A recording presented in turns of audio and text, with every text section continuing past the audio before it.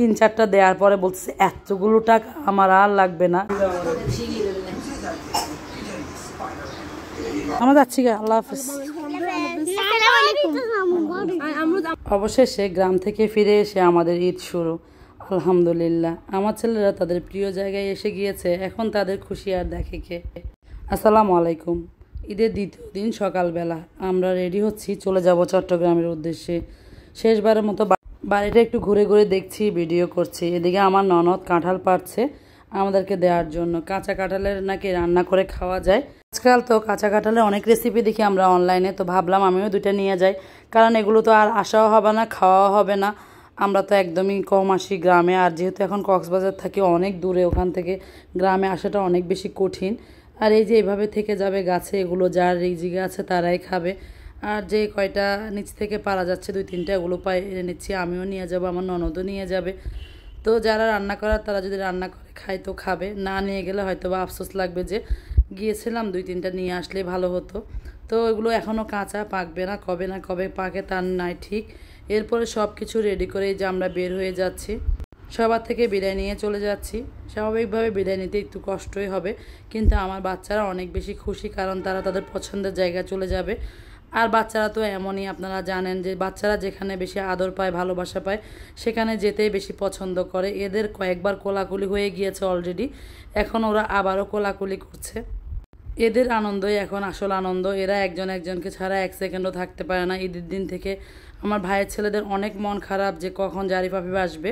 তো এখন ওরা অনেক বেশি খুশি। আর এই যে বাড়ি থেকে এই ডালগুলো দিয়েছে, এগুলোকে ফেলু ডাল বলি আমাদের দিকে, কেউ বেলির ডাল বলে। তো কে কী ডাল বলেন অবশ্যই কমেন্টে জানাবেন।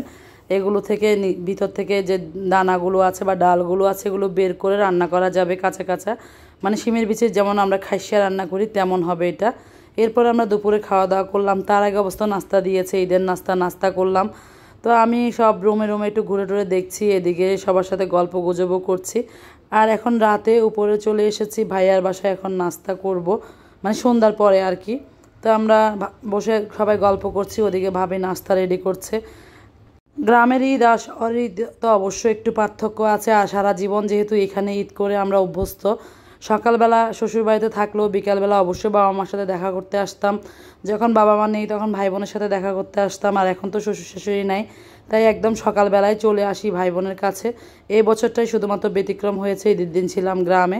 আর এদিকে ভাবি মজার নাস্তা রেডি করে টেবিলে ডাকছে আমাদের সবাইকে।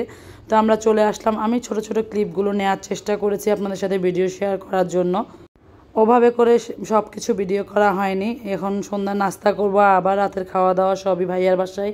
তো ভাবি অনেক মজার রান্না করে, ওনার রান্নাগুলো অনেক মজা, দেখতেও সুন্দর, খেতেও মজাদার। কিন্তু সব কিছু তো আর সবাই খেতে পারে না, তারপরও যে যেটা পছন্দ করে সে সেটা খাবে। যেমন আমি ঝালটা খাবো, বাচ্চারা মিষ্টিটা খাবে। আমি আজকে সবাইকে বললাম যত যাই হয়ে যাবে যাক, আমি কাস্টার্ড খাবো, কাস্টার্ড আমার খুবই পছন্দ। বাকি যে মিষ্টি আইটেমগুলো আছে এগুলো আমি খাবো না, প্রয়োজনে আমি রাতে ভাতও খাবো না, তাও ভালো আছে, কিন্তু আমি কাস্টার্ড খাবো। তো এদিকে জারিফ আফিফের বাবা একটু বড় চোখ করে আমার দিকে তাকাচ্ছিল যে আমার কত সাহস, আমি মিষ্টি কাস্টার্ড খাবো। ভাবে অবশ্য আমাদের জন্য একটু চিনি কমিয়েও দিয়েছে, পরে রান্না করেছে। আর আমাদের এদিকে প্রচুর মেহমান আসে, আত্মীয় স্বজন যেহেতু কাছাকাছি যারা আছে, ভাইয়ার ফ্রেন্ড সার্কেল আছে, সবাই আসে। এরপরে তো ভাবি চা বানিয়ে দিল, চাটা খেয়ে নিচ্ছি আমি।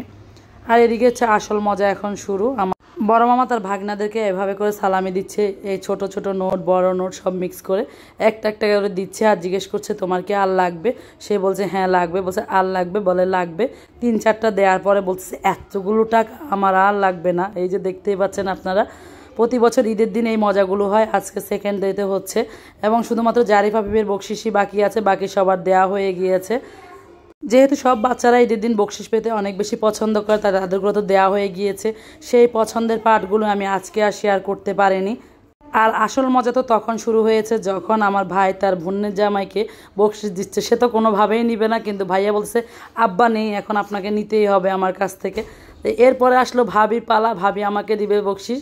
আর ভাবিও ভাইয়ার মতো করে একটা করে দিচ্ছে, আমিও একটা করে নিচ্ছি। এগুলো আসলে মজা। ঈদের দিন কে কেমন সালামি পেলেন অবশ্যই কমেন্টে জানাবেন। আমি তো একদমই পাওয়ার কথা না, কিন্তু এই যে একজনের কাছ থেকে পেলাম। এখন আসলে দেওয়ার সময়, এখন আর পাওয়ার সময় না। তারপরও বড় ভাই আছে দেখে পেয়েছি।